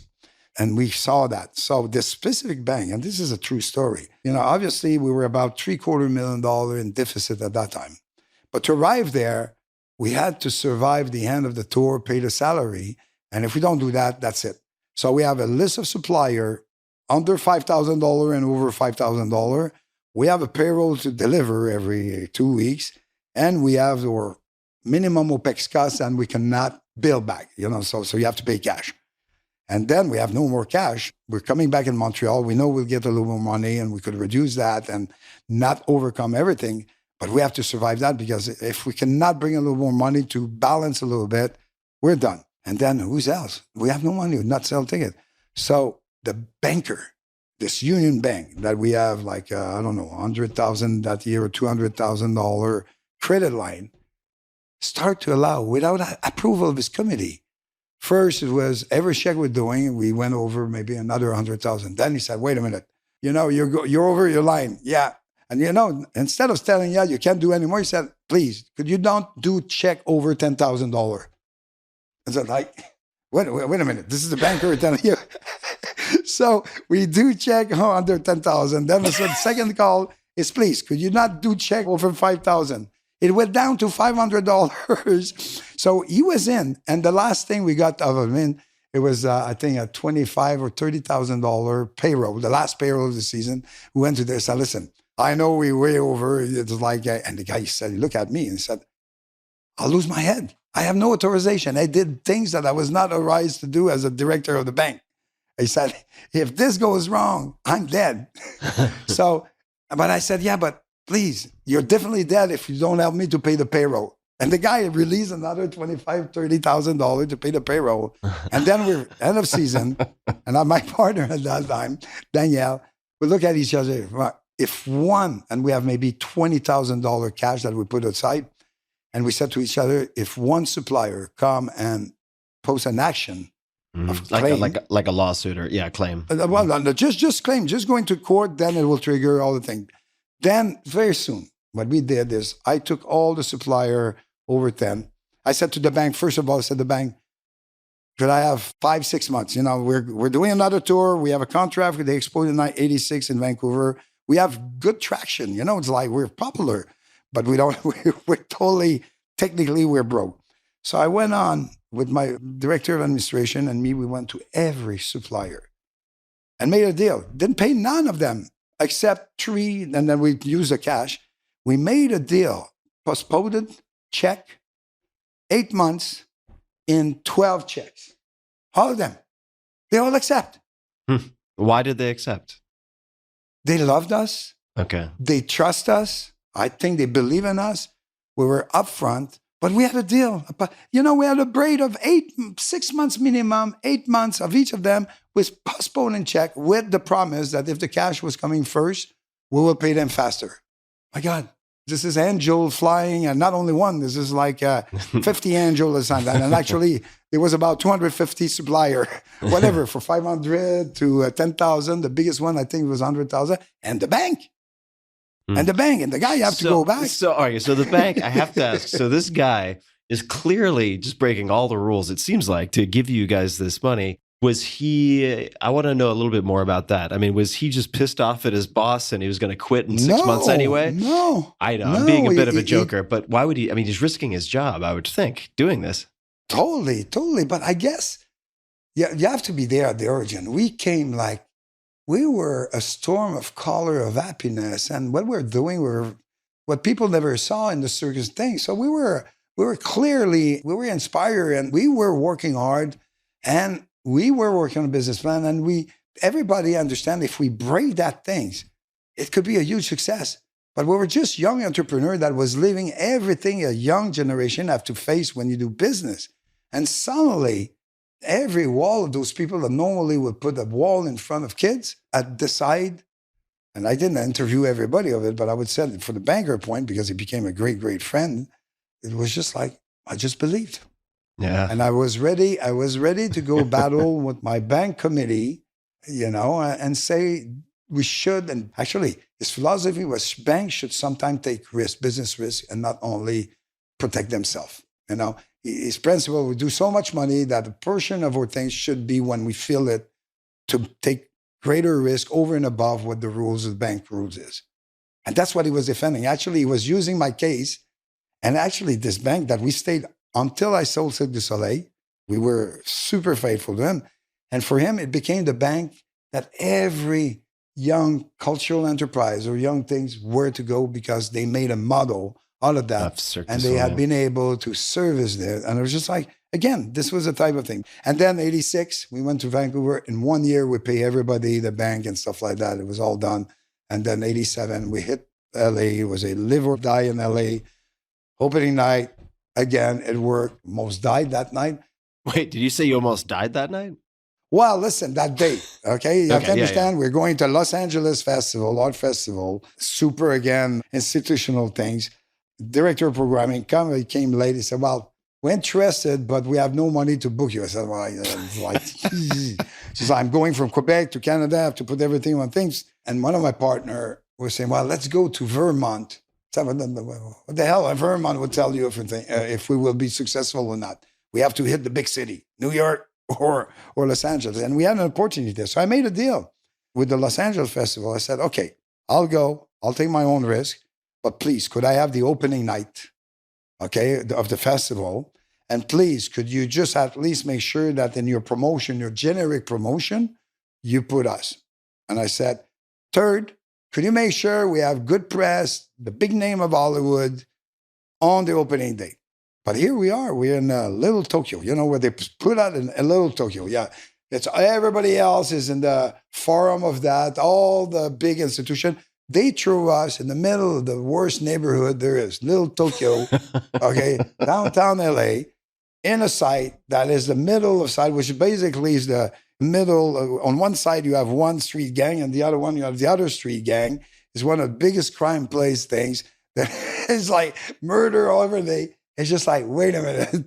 So we end up having to deal with the neighborhood there. So and we have to, we have two choices. Either we have security things. So we decide, I've been able to negotiate kind of a truce between the two gangs, saying, listen, I'm coming. I come from the streets. I put all my street history behind. I made them laugh. I did the clown of myself. I got their approval. Why? Because I said, your wife, your kids, I'll give them job. Okay, other than selling drugs or killing people, whatever, or stealing. My God, two memorable moments. Okay. And it was a very interesting because people tell us, put 20-foot, I cannot afford 20-foot things. We'll give job. So everybody had a job, the security, parking cars, cleaning, ushers, selling hot dog, whatever. Everybody that was hired from the two gang there. And actually, I think for a very long time, that was the first time they were not killing each other in the same roof. Anyway, so there's two events that happened that made me laugh. One is about that opening day, which you see people arrive, the big limo, the big Mercedes, the big Rolls Royce, and they give the key to the hood. Yeah. This little kid that usually will break in the window, and the guy was like going park the place in the worst place you could park that type of car. So just that thing was just like, wow. Just that for me was an interesting mission accomplished somewhere to be able to make that kind of. But the most freaky moment was the opening was in the afternoon, and it was so hot. And people arrive, and Hollywood, they don't arrive on the dot. It takes fashionably 45 late. minutes. Yeah. Oh my God. As we were dying, just that. It's like they had people, it was like 100 degrees, people were sweating, and then, it's not complete. And the organizers said, well, wait a minute, this star is coming, he's on his way, So we decided to send the clowns to animate the place. And you have the mayor, you have like the governor, it's like all the big shebang is there, and they're on time. Okay, so they're just sitting down waiting until you're, they're inside. And then my clown go, because we have to give a little animation pre-show. So I said to my bunch of clowns, okay, just go. Don't do the things of the pre-show, but you have enough tricks to make them laugh. My one Benny clown, one of my best clowns. First thing he's coming with a hose, a water hose. Oh, water hose, yeah. Water hose, open the hose and start to spray everybody and think. I said, I'm dying. I said, I will really die in LA. And then suddenly, a fraction of a second, because you could see people reacting in Seoul. And then you see the first body talk, but there's suddenly a bunch of people all together. Give it more. They stand up and it's like, give me more water. Magic moment. Wow. Then we did the show. That could have gone a lot of ways. Yeah, that could have gone. That's what I'm saying. I thought it was going the other side. So finally do the show, standing ovation. And the day after is like sales. So we were sold out. And it was the beginning of never looking back again. Wow. We did have bumpy road and stuff like that. But from that moment, there's only 1 year, the year of a growth crisis in our growth, that we lost a little money. But since then, except the bankruptcy year, we've been doing money, never been on a deficit year. It's interesting. Super interesting. So if you look at LA, so you told a bunch of stories about LA, you're headed to Vancouver. You do really well in Vancouver. You don't want to repeat Niagara Falls, obviously. Now, Vancouver is very different from Niagara Falls, but was there any planning or changes that you made to the preparation before going to Vancouver that made a big difference? No, you have to understand that we start to build wealth, on reputation, and we're able to do media deal. So we're starting to be much more strategic in our communication. Remember, the first year was very difficult because we have all the money for the operation, but we're very tight. Suddenly we start to generate cash flow and profit.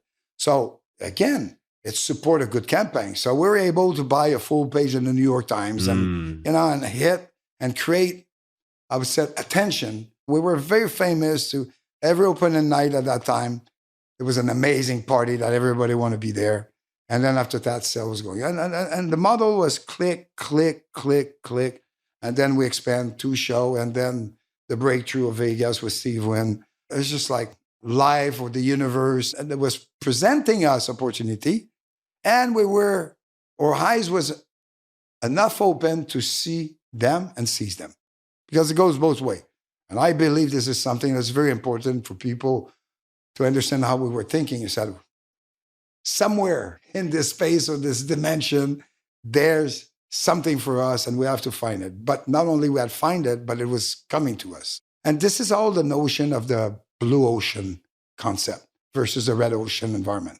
We basically create a blue ocean and so if we were ahead of our time, we packaged. We didn't reinvent nothing. The art form of circus was there. We just put color on something that was very dusty and apply a theatrical approach versus a circus show approach. And we R&D, and once we start to have money, we reinvest for supplying our organic growth and the same time that we're building relationship and having access to bank money.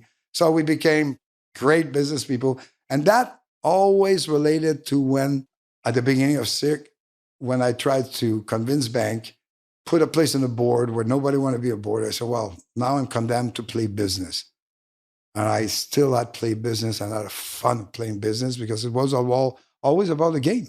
It's like we come from nothing. So what was the worst situation? Go back to nothing? I couldn't live that. And that's where I come from. And while I was seeing successful people failing because they were starting to nurture to not having tomorrow what they have today and start to nurture fear. And it was like, no. Could you explain that a bit more? I've seen a lot of successful enterprise. There's many things that kill success. Huh? The first one I've seen is about once you have success, you get a lot of reward financially, economically, and then you're starting to nurture the fear of not having tomorrow what you have today. Right. And then change your entire way of addressing things. So suddenly you're not the same person. You don't address your business the same way. You don't address your vision and things because you nurture fear. Okay? So my say of that is like, danger, there is.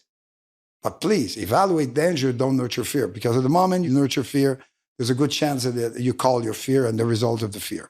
So that's one thing. And I've seen a lot of entrepreneurs shifting their way of being, shifting or transforming what they are and deny where they come from. So at the end, not being themselves.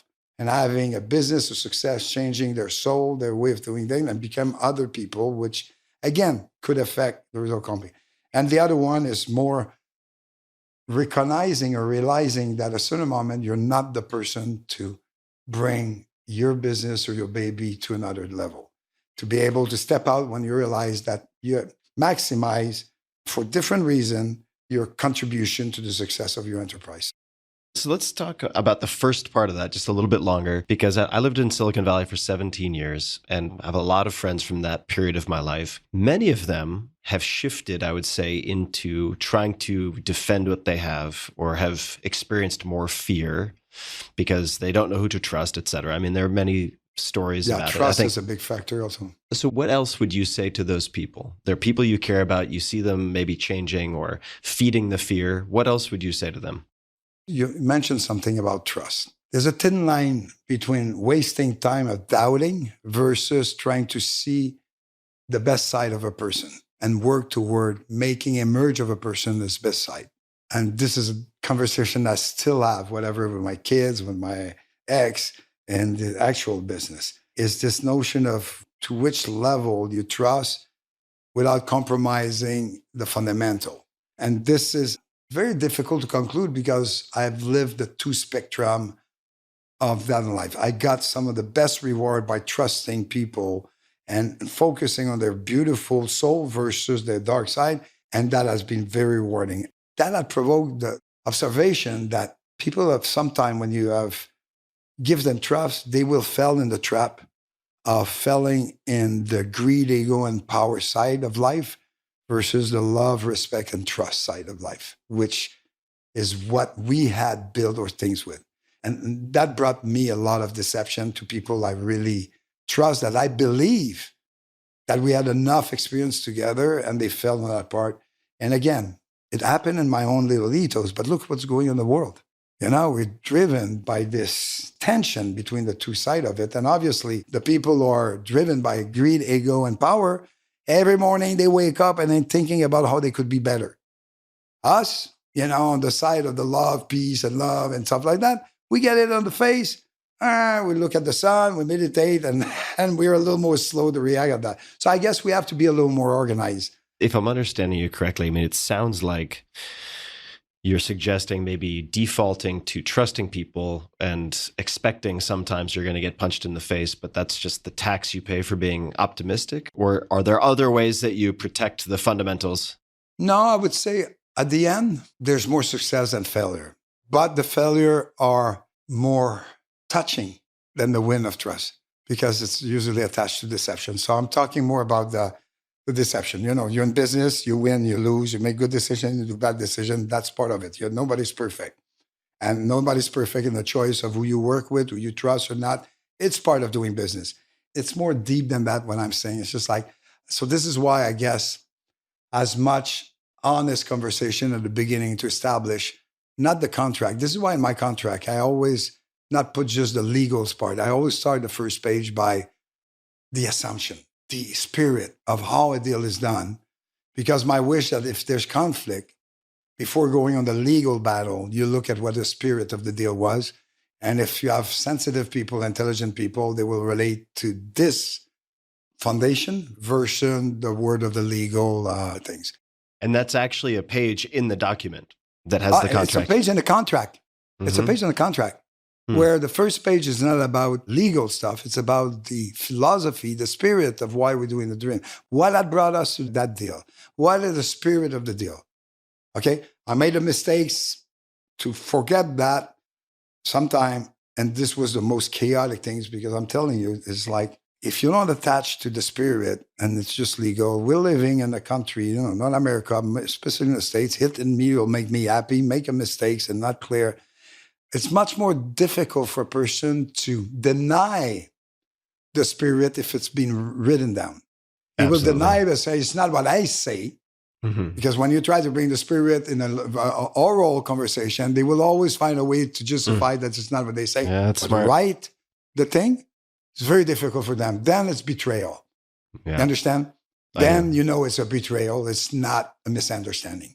Is that first page, I'm very interested in this, is it almost just like regular text, like it's paragraphs, or is it bullets? Or? It's understanding that we desire to conquer planet Mars. We will do everything to, you know, it's like very poetic sometimes, very philosophic. It's very mission-oriented. You know, we all do document in business a mission and vision and so. Why are we not putting those principles right in the contract when two parties do things? Because this become a new mission. This is built on new value. And I think this is, I believe, an antidote against persecution or legal process. Yeah, that's very smart. Well, I've not been that smart all the time because I'm in some case that I forgot to put it, or my family office, I forgot to put it. But now, I'm telling you, this will be from now on. Even with experience, I did forget to put it because I guess I even trusted more that I believe that I should not put it in it. And that became the biggest betrayal in business I ever did. So now It's there forever. So you mentioned a name earlier that I'd love to hear you say more about. So I think you mentioned Steve Wynn. So how does Steve Wynn fit into this story? Game changer. Steve Wynn, game changer for me. When I started Cirque du Soleil, I always fed myself by going to see as much show as possible. So right at the beginning of Cirque, I would go visit, see artists, and I would always make a stop in Vegas to see the entertainment there. And then suddenly Mirage arrived there, and the Siegfried and Roy show was there. And it's not the entire show. The first 20 minutes, it was like mind-blowing. I said, wow. I was so inspiring and impactful for me because I realized, and make me realize that, wait a minute, Vegas has this baby foot of modern entertainment. You know, you have New York on one side, London on the other side. But Vegas is still cheesy. They have big production, but still not deep in what we call the theatrical, the artistry. It's very flamboyant. It's big thing. And they put a lot of money. You have a volcano, you have like showers or whatever, 100 dancers, you have the spectacular. But when you analyze that in the artistic quality things, it's level one. And then with this 20 minutes, I say, wait a minute, I look around. It's 1, 2, 3, 4, 5, 6 casino. They don't have big show, or this big show is being there. So I suddenly realized, I said, wait a minute, this city have the potential of becoming the third biggest entertainment city in the world after New York, or with New York and London. And this is where, at a certain moment, I start to put a lot of focus. Then we have, Caesars was the first one to approach us from a vice president entertainment part, Caesars location. So we engage in the development of the deal, which I had at that time to put $300,000. They put $300,000, and we developed a concept of show. It's called Timeless Kiss. But Timeless Kiss is the first show, which is but Mystère, okay? Mystère at Treasure Island. Mm-hmm. But we went through a level, present to the board, Henry Gluck, Terry Lanny, and Century City in Los Angeles, all those very aged person with a couple of young executives. And we pitched, and we believe at that moment that we did a great pitch. We were confident in the show. And actually, the deal with them was far away from the deal I made in the future with Steve Wynn. So I'm back in Montreal, waiting the answer. I received a phone call. I was on my treadmill.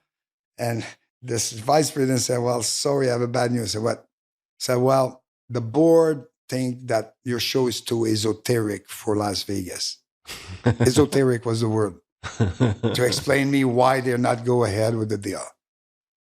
I raged. I don't think ever in my life I had done so many hours of Stepmaster in my life in a row. I was raging, screaming for 3 hours. And then I was like, wait a minute. And that was $300,000 investment at the moment. We're talking 1990, 91, beginning of a success.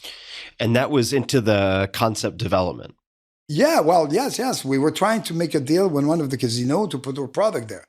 Then that failed. So we went around. Next one is the Hilton, where Elvis Presley was there. At that time, it was like a Broadway show was there. Same story. Pitch, suddenly, it's too complex. And then that one I didn't rage because having received that answer once, I was expecting. And then like a week after, I received a message, call Steve Wynn, call back. So I called back, Monsieur Laliberté. It's like, he's having this very more radio voice than me. Said, I heard you were flirting with my competitors. Have you made any deal with my competition? I said, no, why?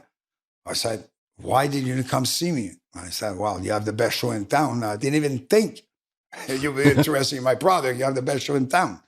Well, he said, I would like to have conversation with you. I think I have some things that we could bring Cirque du Soleil. I said, have you seen Cirque du Soleil? Yeah, I've seen it in Santa Monica in 1987. I said, we have a new show. It's called Nouvelle Expérience. Have you seen it? No. I want you to see it. I said, where are you? I said, well, I'm in Toronto now. But I said, before we converge, I want you to see what I am about now. Okay, I don't know at that moment that he have his eye problem and vision problem. So he said, I'll be there Friday with my CEO and 1 or 2 board members. So he flew in, receive in, look at things. And then I see the guy, we go intermission, he said, I like it. So I would like to bring this show behind the Mirage and we could set up there. He turned around, he said, deal? I look at that deal. And he presented his hand. I said, well, we have to negotiate. He said, this guy will make sure that you will have a good deal and I will have a good deal and we'll make it happen. I need to be activated very fast. Shake hand, day after, make a deal. They bought all the new equipment, built the things behind the Mirage. And I didn't know at that time that for him, he have something else. He have the Treasure Island, what is in mind, and actually he wanted to lock me down. He did that contract just to lock me down so I could not talk to others, because he, in 2 years after, he was building this thing, and it cost his money. And on the top of that, opening night, my God, again, all the big shebang of Vegas, and Steve Wynn have very powerful and influential friends in the political things, the business side. He have his bankers there. And opening night, one artist, animation, again. But this one could have been turned very bad. He did that 2,000 times. He's sliding on a rope from the tower over the head of people on the stage. We're about to start the show. I'm seeing from the side of my light, the artist fell on the people. Oh, God. I think I experienced what it means and what is the temperature and the feeling to be in the tomb. The sound of the big top. The CEO, Bobby Baldwin, see the same thing. And Steve Wynn don't say, what's going on? What's going on? And the CEO said, well, there's an artist who fell on the end, and he knew that who fell. I think it was a banker, one of the major bankers. So he just fell in that thing. Oh, no. And Steve said, what? And dead silence. So thank God it was just kind of like hurt on the shoulder. He couldn't break his neck. Basically 1 inch on the top, he break the neck. And that was it for me. It was done. Terrifying. Okay. So we go to show, and it was a hard show to start the show and build up success. So the reaction at the end was good, but it was not dithyrambic. It was not overwhelmed. It was like everybody was like, is he okay? And so we overcome that moment that it could have been crucial. And then 2-3 months after, he said, the real reason why I want to lock you down is because I'm doing Treasure Island. I want you to do the main show of this thing. So the show gave us and became the timeless kiss that we missed there. We tried to explain to him our creative process, which we need. You give us a theater, we'll design it for a show, but we need dust-free and we need time to rehearsal. And with clowns, we need the audience to test things and stuff like that. So theoretically, you get everything. First dress rehearsal, another magic moment with Steve Wynn. My clown, the same Benny, by the way, the same Benny, that is my clown. He wanted to do a satiric clown number. The fire hose, right? The water hose. The same one who done that. Still believe he's one of the best clowns in the world, but he wanted to do an original clown act, which is about a satiric number of boxing in Las Vegas. And his game is to set up kind of boxing things, theatrical one, invite an audience member to have a boxing fight that end up to throw each other tarts, cream tarts. Okay. But the test people are only the worker of the casino plus all the executive, because Steve Wynn asked all this top executive, go check it out. First, we don't even call that a dress rehearsal, we call that a lion den, meaning it's a cage for lion. It's not the risk we're taking there, and we just want a little bit. Normally, we invite friends and family, small crowd. The room is like probably 50% of the executive with the attire right there, and the number go wrong. Benny panic, the clown panic, and he start to throw all the tart on the audience. So, of course, I received a phone call from Steve Wynn that's doing ski and Aspen. Said, I will not use the word, happened. It's like, what are you doing? What is it to throw tarts to people in the room, in the new theater? Like I said, Steve, it's like this was the lion dance and we're testing it, get wrong and stuff like that. The clown panic, we'll correct that. Don't worry, that's part of the process. Panic. And he said, there's no F way. You can say it on my show. That's okay. No, I'm just joking because with all those things. There's no fucking way. Exactly. Well, I didn't say it. You said it. I just tried to play with the situation. So he said, listen, I'm flying tomorrow. I want a private view of the show. Okay? And there's no way you will open the show. And I will tell you what's work, what doesn't work. I have the experience of that in Las Vegas. And we're there. Everybody's freaking out. So I'm cranking because it's like we took months to explain him this process. And now he's like threatening me to not open the show or whatever, in the Steve Wynn way. So we arrive. I'm not sitting with him. I'm sitting with Bobby Baldwin, the CEO, because he's my friend and that's the one I made the deal. Franco Dragon and Gilles Saint-Croix, the director and the director of creation with Steve. And you could see Steve. And those shows that have so much mechanic on it, you cannot put the artist on risk. So you don't run the show at real speed. You run the show in a safe way, so you mark the step, and then, it's a process. So I'm obliged to run a show that's supposed to give him the information what the show is about, but instead of being 100 miles an hour, it's running at 75. So obviously, you don't see the beauty of the race car. It's like it is just safety, safety, safety. You mark, you check, a client lining. Does the light could affect an acrobat? There's all this hundreds of details. So obviously, everything is slowed down. So at the end of the show, stand up, we have a meeting with him, and he's around the table. He talk to us like, what the fuck is this show? He says, it look and feel like a fucking German opera. Franco Dragon, the director, turned around and said, thank you, Steve. This is the biggest compliment you can ever told me about the show I create. Swear to God, this is a true story. And Steve is just like, what? And then I just tell you the show is a piece of crap, and you're telling me thank you by telling you that. And Franco explained, he's like, German opera is very important in the world of opera as an institution. And Steve is totally destabilized. And then he started to say, I like that, I don't like that, I want you to change that. And then I intervened and said, no, Steve. I said, we explain with the things. We're not done yet with the show. This will be a great show. Trust me. And by the way, I have the last word contractually about what will be the show or not. And his reaction, yeah, but I control the room. And if I decide nobody goes in, fair for you. Then you'll be in penalty. Because if I deliver a show and I have the right, if you don't want to let people in, it's your problem. I would have done my job. And then he turned rage because he said, and you have to understand, Steve Wynn always had control on 3% of his narrative. Everybody's at his foot. Here's a little kid from Quebec, and like standing in front of him and saying no. When people tell him yes 3 times in a row to make sure you understand no, yes. And then he turned to Bobby Baldwin, CEO, and said, what the fuck is that contract? I don't have the last word. And it's about, Steve, you asked you to make a deal with them, and that was a break deal. You tasked me to make sure that they will be with us. I did it. That was a condition. It was a break deal. I signed it. To the credit of Steve, at the moment, the CEO said this is contractually binding. Steve said, oh, okay, then. I will have to trust you. I hope you're right, and you will prove me wrong. But here it is. I will trust you. See you at opening night. Just like that. It's just like that. Opening night, day after, sold out. We were the hit new show, Rock Vegas. Then after that, there was a whole show, and you know the story. It's like bang, bang, bang. To a certain point that after he sold to MGM, there's a moment at the pinnacle of things. We were responsible of 6% of about 40 million visitors of primary reason why people were coming to Vegas. And we were controlling almost 39% of every entertainment tickets in Las Vegas. Wow. So we did contribute a little bit.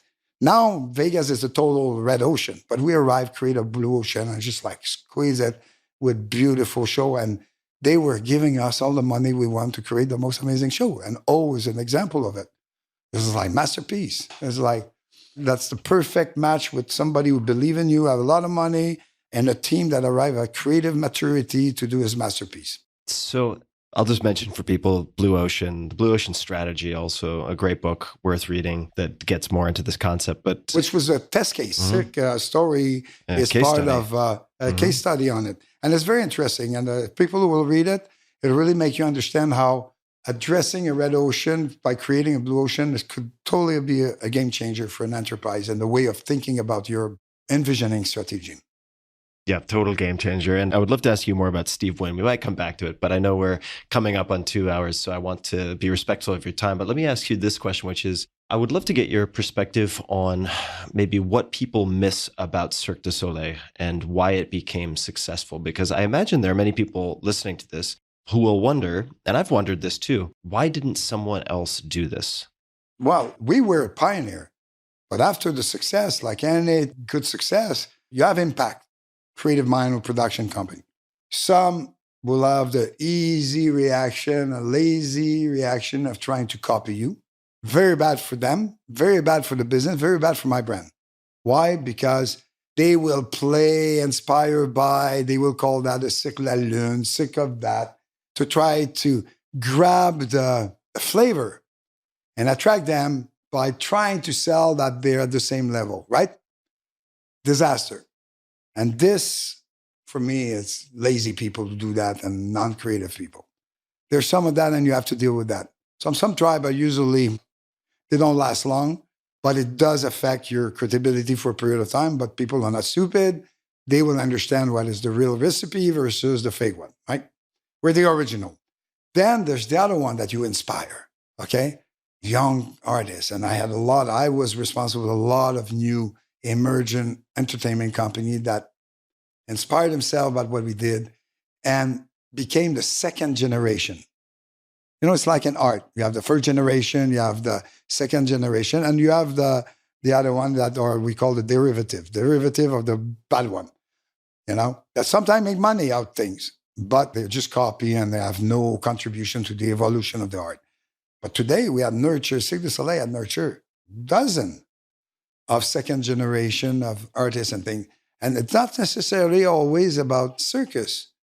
Mia Wolf, for example. I don't know if you know Mia Wolf. Yeah. So, for example, Mia Wolf, without saying they're second generation, but they are, because I know the founder or some of them. And, you know, obviously we had a huge impact in inspiring cultural or artistic entrepreneur to use us as inspiration. And Mia Wolf, some of them, I said, well, listen, you've been very important in inspiring us and many other like that. And when you see this, or even in circus, there's been little troupes, things, all like babies of Cirque du Soleil that had defined their own style, that had inspired and contribute to the elevation of the art of circus. And that's beautiful. And there's more of that, there's failure. And actually, it's very rewarding to see that type of impact you could have on the next generation. So, yes, it's people who try, but the clever one are the one who don't try to copy, but try to make their own signature. So, Guy, I want to be respectful of time. Do you want to keep going for like 10, 15 minutes? Or? Yeah. Okay. I would like to talk about the community, you know, which is, again, the beautiful 40 years that I live with amazing, colorful people that come from the same environment of work, which is funny. Then, obviously, I sold Cirque du Soleil 2015. Many things happen, another story to tell. And I'm jumping to the conclusion where went from family office, different portfolio, explore a lot of things. I don't want to go into details. Rough moment, COVID, having to, you know, I was about to activate new content, new project, and COVID killed it all. Lost my investors and stuff like, you know, like starting to lose, not every year. Now it's like at least a couple of months, friends that are dying. You know, it made me realize that, wait a minute, I'm not saying clock is ticking, but let's say time passed fast and it does have impact. And I realized that what became important for me, lost my parents, and then suddenly it was about, wait a minute. One of my dreams, because I had some dream in my life, but the recent dream was about, hey, I would love to go back with all my group of people or friends, invite them on the island, Hawaii or my island, whatever, and spend a couple of days or a night just with a good bottle of wine and just listen what their life was about. Just to see the people you love, what they evolved. Because a lot of them, I always keep contact with them, but some I've not seen for 20 years. And we're still in contact. We just would love to hug ourselves and have a good conversation again. So it changed the last couple of years, really, and especially from last year. About 14 months ago, I really went through that period of, whoa, what are my priorities? First, family office type of money management, not my type of, I'm an entrepreneur, okay? I need action. I don't have the patience of most of the things. One of my investment was the biggest betrayal of my life. I said, wait a minute. I want to be with my friend. I want to be with my loved one. I want to be with my tribe. I want to be with my family. So it shifted, made me the decision that I said, I want to do shows again. So the last year, since last September, about a year, I've been gearing up and we're developing concept and with some of it with my old friends that we told ourselves, let's do something again. And a bunch of young, new kids, young people that have the fire, the drive, and that I invite to play with us and make sure with all my elders that we use this opportunity of creating things and transfer the knowledge of what we have, or wisdom, or form them and give them and work with them so they could carry on a nice entertainment environment. And at the end, what does it mean? What is the conclusion of that? It's like, in life, you could have all the success you want. You could have all that. But what is the most important? Your family, your friends, your tribe, the people you have live a life with. And the comfort of that is so much important than anything else after. Which at the end, if you realize that, and for me, this exercise of starting up a new entertainment company with new show that I cannot disclose today, but I believe they're pretty ass kicker also there. First of all, we have a lot of fun. We're laughing our ass out every morning that we're writing and creating those things. So we'll live or die from the public reaction. But among the team here, we're like cranking up and we have a lot of joy. But at the end, what all this will permit me is somewhere, hopefully, through this new adventure engaged in, which I didn't have to, is maybe end up having achieved to one of my goals at the end, which is, I mentioned it before, being a good ancestor. And this is all the desire of giving back as much as I could in the time left. And I hope there's another 30 years, whatever. My goal is at least 100 years. But I was fed by so much love, so much joy, so much opportunity that what I got was bigger than what one individual has. So I'm trying to find a way that how could I give back of all that through what I know best is creating shows and creating entertainment companies. So this is where I am. We talked about the tome 1. There's a tome 2, and I'm starting to engage tome 3, basically. Very different and also very interconnected chapters, it would seem. And how much of the getting back to performing or shows is the performing in the shows, the content versus having a reason or an excuse to get together with your old friends and the performers? Well, there's different factor on that. One is I realized I didn't do my epilogue. I left, I played a call, I visit things. I had a bad result, things for X reason. Again, another conversation. But what is my epilogue in all this amazing creative production adventure? And what I'm working now is my epilogue. The second thing is a challenge. It's funny. As much I'm very active, sometimes I have the impression that I could become very lazy when comfort is there. So I always perform the best when I'm on the cliff. And it's true. It's true. Yeah. And knowing that if I decide to come back on that, and I'm risking a lot, I cannot do what I did at Cirque du Soleil. I have to find a different way. I have to address every angle of the artistic experience I'm about to do with a different look at it. And this is intellectually so challenging and interesting. So I'm having a very interesting brain activities with all those hamsters that keep rolling. The hamsters are definitely awake in this brain. Alive and well, dancing on the cliff. Well, Guy, is there anything else you'd like to say? Any request of my audience or anything else that you'd like to add before we close this first round? Yeah, but if I open my mouth again, it will be $5 by word that I say from now on. Just joking. No problem. Well, this has been incredibly fun. I'm glad that this finally came together, and I really appreciate you taking the time and sharing everything that you've shared. And hopefully we'll get a chance to do a round to have a good bottle of wine together. Have a good bottle of wine. Absolutely. Where are you based? I'm based in Austin, Texas. Oh, okay. But I travel a lot. So I'm on both coasts. I'm international frequently. So I'm sure there's an opportunity, or we can make an opportunity. I spend a lot of time in Vegas, especially by activating certain things. Let's make sure we don't lose contact. I will definitely either a good bottle of sake over a good Japanese meal, or a good bottle of wine, the red wine, Burgundy, over a good meal. Sounds perfect. And Really appreciate you taking all the time. And to everybody listening, we will link to everything in the show notes and more at tim.blog/podcast. And as always, be a little bit kinder than is necessary, both to others and to yourself. Until next time, thanks for tuning in. Hey guys, this is Tim again. Just one more thing before you take off, and that is 5 Bullet Friday. Would you enjoy getting a short email from me every Friday that provides a little fun before the weekend? Between 1.5 and 2 million people subscribe to my free newsletter, my super short newsletter called 5 Bullet Friday. Easy to sign up, easy to cancel.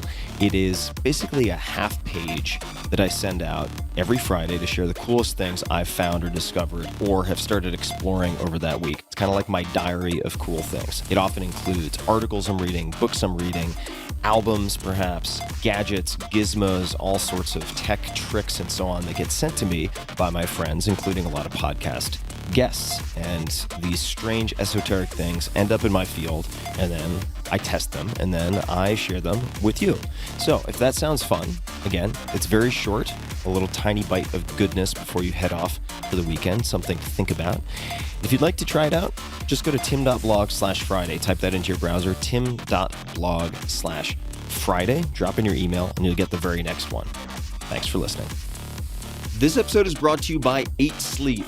Temperature is one of the main causes of poor sleep, and heat is my personal nemesis. I've suffered for decades, tossing and turning, throwing blankets off, pulling the back on, putting one leg on top, and repeating all of that ad nauseum. But now I am falling asleep in record time. Why? Because I'm using a device that was recommended to me by friends called the Pod Cover by 8 Sleep. The Pod Cover fits on any mattress and allows you to adjust the temperature of your sleeping environment, providing the optimal temperature that gets you the best night's sleep. With the Pod Cover's dual zone temperature control, you and your partner can set your sides of the bed to as cool as 55 degrees or as hot as 110 degrees. I think generally in my experience, my partners prefer the high side, and I like to sleep very, very cool. So stop fighting. This helps. Based on your biometrics, environment, and sleep stages, the Pod Cover makes temperature adjustments throughout the night that limit wake-ups and increase your percentage of deep sleep. In addition to its best-in-class temperature regulation, the Pod Cover sensors also track your health and sleep metrics without the need to use a wearable. Conquer this winter season with the best in sleep tech and sleep at your perfect temperature. Many of my listeners in colder areas, sometimes that's me, enjoy warming up their bed after a freezing day. And if you have a partner, great. You can split the zones and you can sleep at your own ideal temperatures. It's easy. So go to 8sleep.com/Tim, spelled out 8sleep.com/Tim, and save $250 on the Pod Cover by 8 Sleep this winter. 8 Sleep currently ships within the US, Canada, the UK, select countries in the EU, and Australia. This episode is brought to you by Shopify, one of my absolute favorite companies, and they make some of my favorite products. Shopify is the commerce platform revolutionizing millions of businesses worldwide, and I've known the team since 2008 or 2009. But prior to that, I wish I had personally had Shopify in the early 2000s when I was running my own e-commerce business. I tell that story in the 4-Hour Workweek, but the tools then were absolutely atrocious, and I could only dream of a platform like Shopify. In fact, it was you guys, my dear readers, who introduced me to Shopify when I polled all of you about best e-commerce platforms around 2009, and they've only become better and better since. Whether you're a garage entrepreneur or getting ready for your IPO, Shopify is the only tool you need to start, run, and grow your business without the struggle. Shopify puts you in control of every sales channel. Doesn't matter if you're selling satin sheets from Shopify's in-person POS system or offering organic olive oil on Shopify's all-in-one e-commerce platform. However you interact with your customers, you're covered. And once you've reached your audience, Shopify has the internet's best converting checkout to help you turn browsers into buyers. Shopify powers 10% of all e-commerce in the United States. And Shopify is truly a global force as the e-commerce solution behind Allbirds, Rothy's, Brooklinen, and millions of other entrepreneurs of every size across more than 170 countries. Plus, Shopify's award-winning help is there to support your success every step of the way if you have questions. This is Possibility powered by Shopify. So check it out. Sign up for a $1 per month trial period at Shopify. That's Shopify. Shopify.com/Tim. Go to Shopify.com/Tim to take your business to the next level today. One more time, all lowercase, Shopify.com/Tim.